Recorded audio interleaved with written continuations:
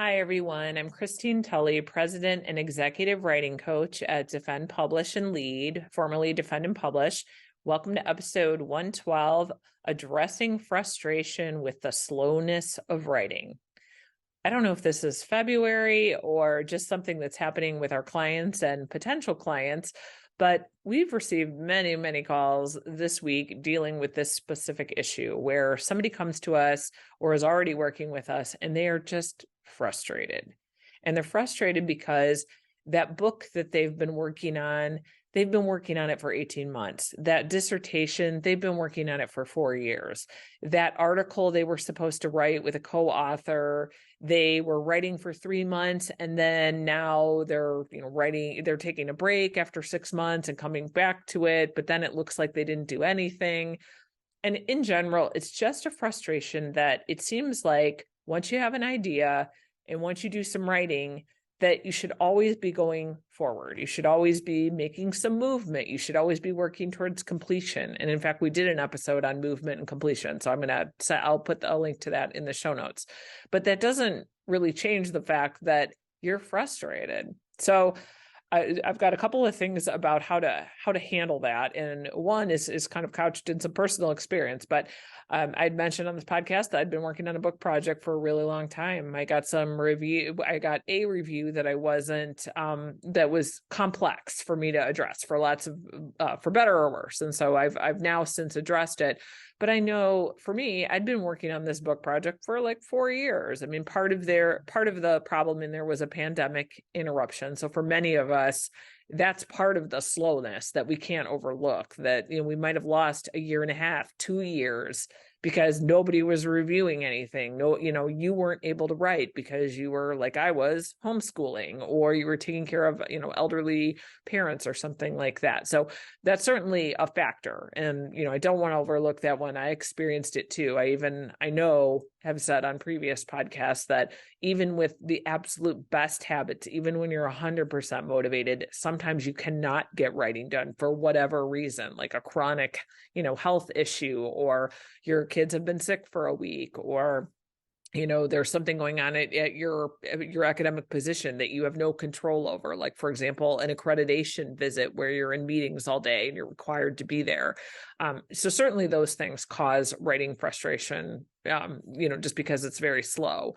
But I wanted to throw out a couple of strategies that can work to address it, because I think sometimes academics get two kinds of advice. One is, well, writing is slow and you just have to accept it. It's all part of the process. Well, I get it. I'm in writing studies. I know that is one of the things that we will say to other writers, but at the same time, that doesn't change how you feel about it. It does not change the real frustration you feel that you are not getting something finished. So that's one of the things that people often say.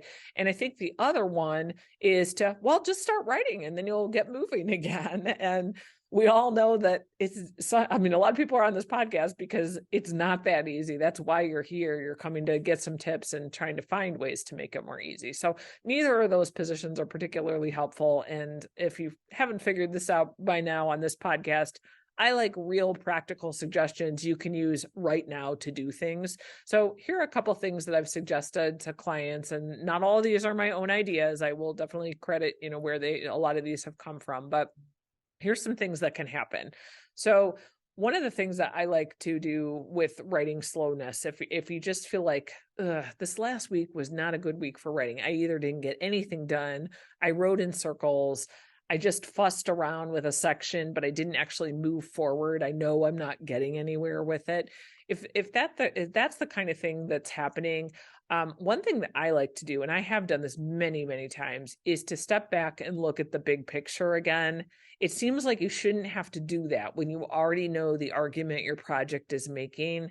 But for me, I've talked about using whiteboards on this podcast.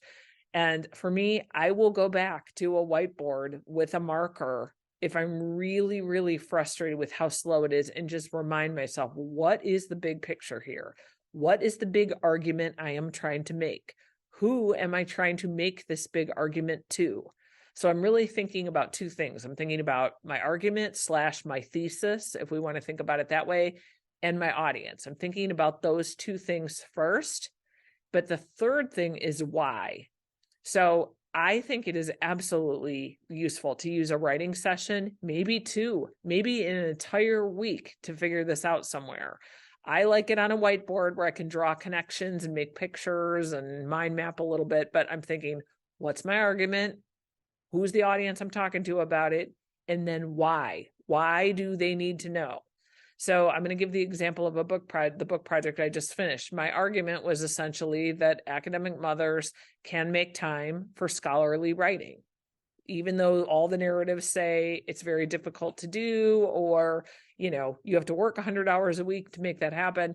I knew that was my argument. Like that's it in a nutshell. And then I knew the audience I wanted to talk to was other academic mothers, because they're the ones that don't see models of scholarly writing or how to blend scholarship and a family. So I knew that was my audience. But then the third thing I thought about is the why. And for me, that was really helpful to dig into my project again, because it does a couple things for you.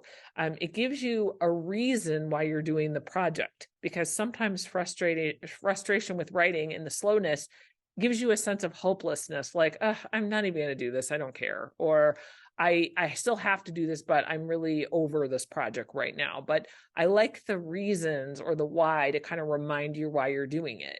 And so for me, I thought back to the time when I was simultaneously being a writing program administrator. I had a newborn at home. I was trying to find time to do some scholarship, and I could not find anyone around me that was doing the same thing I was. I know from doing my research that there are a lot of other people that were doing what I was. That's why I interviewed them and got time use diaries. But I know for me, that was my reason. So it was really helpful for me to get, especially being frustrated with the length of how long it's taking to get this book finished.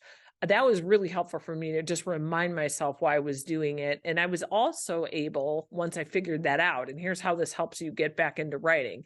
It's not just enough to kind of take stock of what you're doing and remind yourself of the big picture, but then when I was thinking about those whys, why am I working on this project? I was able to actually record some audio notes where I talked to myself about those things. So I'm like, okay, 3 reasons why I want this audience to know about this project. And I said, reason 1, said what it was. And in my case, I've talked about InkPad before. I will link to InkPad and why I love it so much, but it's basically a place where I can like audio dictate notes and it looks like they're writing on a yellow pad.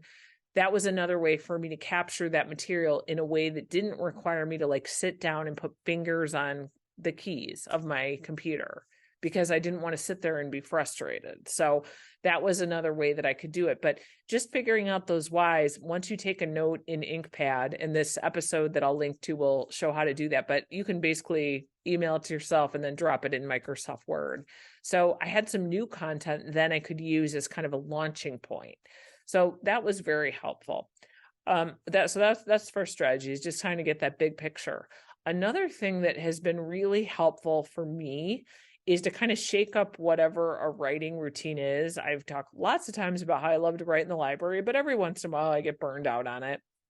This is totally the time, if you can, identify somebody that might want to do some writing with you, where you're writing together, you're giving each other some accountability. But I also like the idea that if you've been sitting there solo and you're frustrated about writing, I really like the idea of having a buddy, because that doesn't allow you to kind of wallow in your own feelings and your writing and just sit there and stew. If you're with somebody else, what you could do is be very intentional about it and say, all right, let's meet. We're going to write for an hour. Let's get together in the afternoon, whatever, we'll write for an hour. But you could even say, all right, what is the one thing you want to do in your writing today? Let them tell you, and then you tell them the one thing you want to do in your writing, and then start working.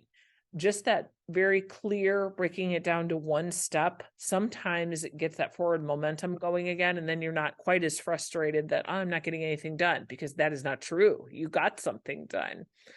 A third thing that I think could be really, really helpful is to try to take stock of what the big picture issues are in the writing that are not addressed. This is not the same thing as figuring out, reminding yourself the goal, the audience, and the reasons why you're doing the project. This is a different thing. This is looking at your project as a whole and figuring out what still needs to happen here.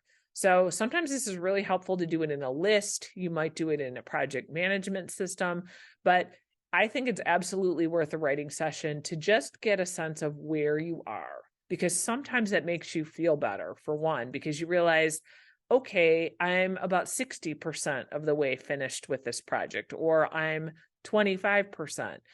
But usually, almost always, the answer is you have done something on it. That's why you're frustrated, because now it's slow. You're usually not frustrated right out of the gate because you haven't done anything yet. So this is another thing that's really helpful. Makes, have a way to take stock of what's happening. You might write out, I have a yellow pad here to illustrate. You might have a list. That is not actually a list of writing, but it just gives you the idea. You might make just a quick list of everything that still has to happen in this project. You might keep this in a project management system. I mentioned Asana. I will also link to that one in the show notes so you can see how I'm doing that. But what you want to do is just see, what do I have left to do? And then what I would do from this list, because I think this is a two-part thing. It's not just enough to make a list of what you have to do, because I think we all know, even though that seems like writing, that's not actually writing. And we all know it isn't. But what you could do is then look at that list and say, all right, I have identified 23 things that have to happen with my article. Out of these 23, which are the 5 that are going to make the biggest difference, that are going to get more of the content written? So like, item 17 might be like, update the citation from 1972. That might be a thing. That's not going to move the needle in the same way that number, 6 that says, determine the subheadings for the literature review section. Those subheadings are going to help you write more in the underneath each of those subheadings. So what I would do is take stock, make that list of all the things you have left to do in the project, and then figure out what are the 5 that are going to move you forward. Take one of those 5 as your next step, because it will feel a heck of a lot better to you than crossing off a tiny little task that could be done at any time when you have, 3 minutes before a student walks in your office. So hopefully these strategies give you some ideas about how to deal with that frustration. Just some other things to think about. I think it's absolutely fine to feel frustrated, to be frustrated. If you got to work it out, you got to get some physical activity to kind of work through that frustration. I think that's absolutely okay. I think it's okay to talk to somebody about it, a colleague, your supervisor, whoever it is that you need to admit you're frustrated to. But at the same time, just talking about it or kind of like working it out isn't enough. You really want to get something going again, so you kind of stop the problem or the cycle of being frustrated. On that note, though, I will say, if you want to do any kind of, 1.5 hour call with us, a 1 hour call with us, talk with us on a free consultation, we're happy to do that. Sometimes people will hire us just for an hour to say, I am really stuck. This is my issue. Can you give me some strategies for moving forward? The ones I provided today are, kind of generic, and I think apply to a lot of different writing situations, but you might have some really unique things going on. If you need some help problem solving, don't hesitate to come to us. Happy writing this week.